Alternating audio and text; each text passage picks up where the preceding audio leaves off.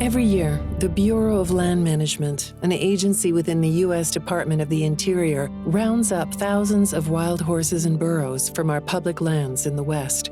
They are federally protected and live in designated habitats called herd management areas. Unfortunately, they have to compete for their resources with commercial interests such as livestock, oil and gas, and mining.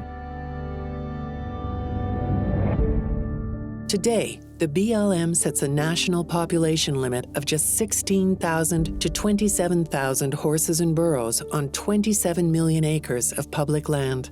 But in 2013, the National Academy of Sciences completed an 18-month review of the BLM's program and could not identify a scientific rationale behind the BLM's arbitrary population limits.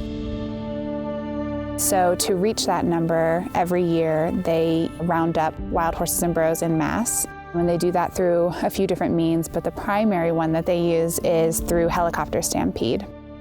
They run horses for miles at a time. They're running them through really jagged and diverse landscapes. Families are separated, foals are left behind, and we believe that it's a really inhumane way to be managing these animals.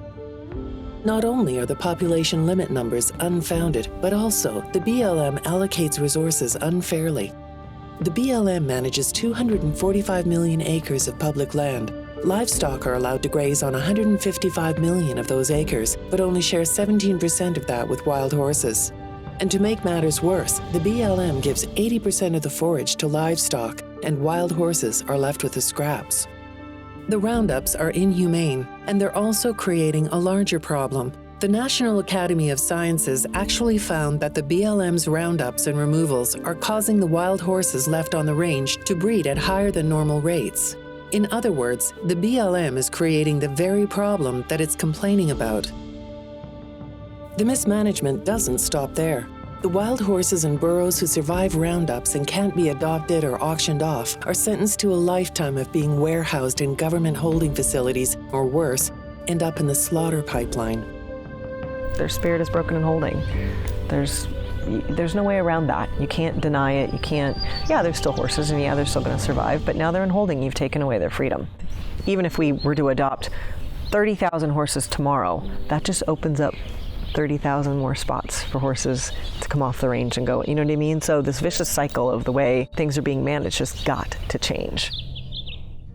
So there are currently a few alternative methods that the BLM could be using. They could be implementing humane and safe fertility control that can be administered through remote darting on the range, and that keeps family bands wild and free and together. I definitely believe PZP is by far the best thing that we have available right now to help control these herds in the wild. Helicopter gathers are certainly hard on horses, and that certainly affects their wild behavior. I do not want to see horses rounded up, but I get why it happens. And we're trying to do everything we can to keep that from happening, and that's why we're out administering contraception to these horses. We want to see this herd continuing to thrive and living how nature made them. The PZP vaccine has a decades-long history of being used to humanely manage many wildlife species, including wild horses. The vaccine creates an immune response that prevents fertilization. It does not affect hormone production, and that's why the impact on natural behavior is very minimal, especially when compared to the alternatives, like surgical sterilization. Wild horse and burro management needs to be responsive to the public.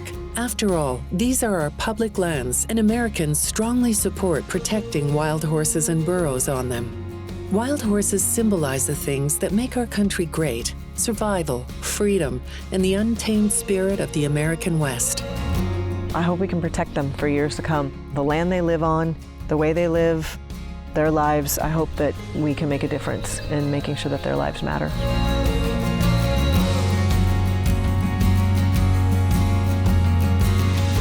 Please join us in the fight to protect these national icons.